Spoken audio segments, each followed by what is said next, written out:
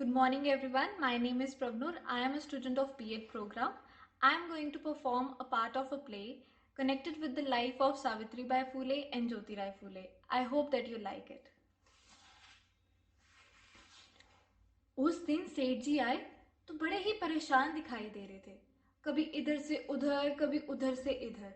हार कर मैंने पूछ ही लिया, क्या हुआ, कोई चिंता है? अरे सावित्री, मास्टर भाग गया है। मास्टर भाग गया है?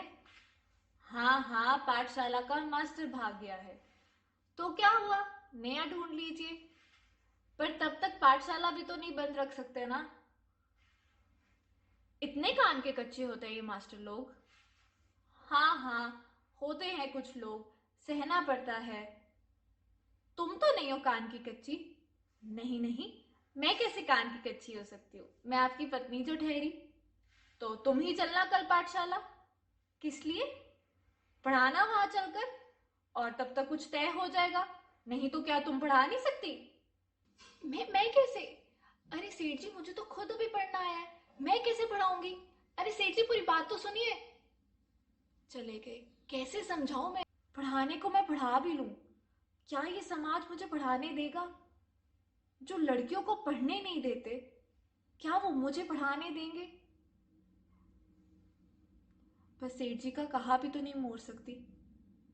उन्होंने पूरे समाज के खिलाफ मेरे लिए खड़े हुए, मुझे पढ़ाया, मुझे लिखाया, और कभी बदले में कुछ नहीं मांगा।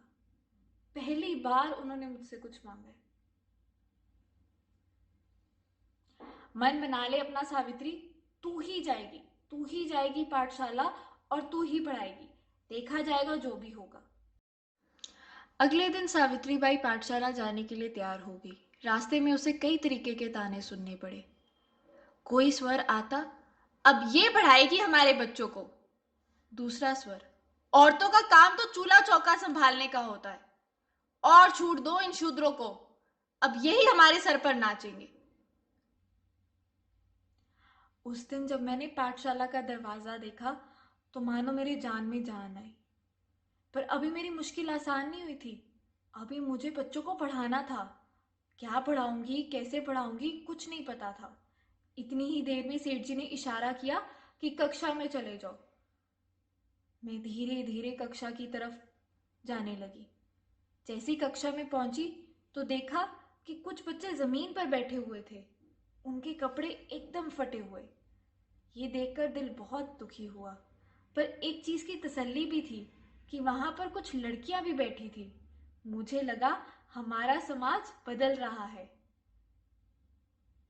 उन्होंने मेरी तरफ देखा तो मैंने भी बच्चों को कहा, देखो बच्चों, मुझे पढ़ाना तो नहीं आता, पर जो भी मैंने सीखा है वो मैं तुम्हें सिखाने की कोशिश जरूर करूंगी।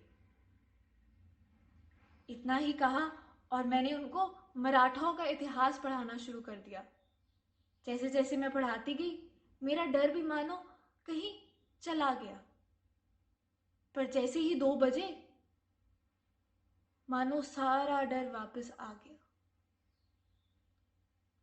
मुझे घबराहट होने लगी। मुझे समझ नहीं आ रहा था कि मैं कैसे करूंगी। मुझे उसी रास्ते से दोबारा जाना है, मुझे वही ताने दोबारा सुनने हैं। ये सोच सोच कर मेरा मन डरने लगा। इतनी ही देर में सेठ जी ने आवाज लगाई, अरे सावित्री, काम हो गया? मैंने कहा कुछ दिन ऐसे ही चलता रहा। मैं रोज जाती, रोज लोग ताने मारते, कभी कभी तो कोई पत्थर भी मारता। मुझे तो ऐसे लग रहा था मानो कोई जंग छिड़ गई हो। मुझे समझ नहीं आ रहा था लोगों को मेरे पढ़ाने से इतनी परेशानी क्यों। हार कर मैंने बोल ही दिया, देखो, मैं करती हूं, जितना मुझसे होगा मैं करती हूं, पर आप नया मास्टर तो ढूंढिए, मुझसे रोज रोज का सहा नहीं जाता।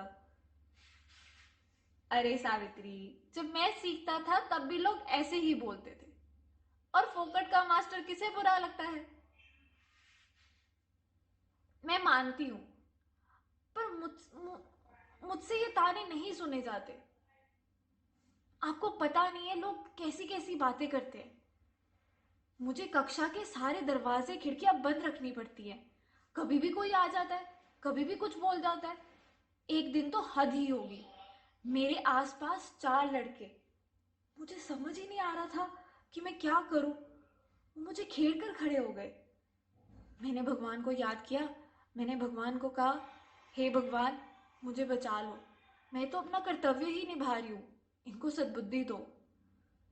जैसे ही मैंने प्रार्थना खत्म की और देखा तो वो लड़के चले गए थे। पर कब तक मैं यूं ही डरती रहूंगी?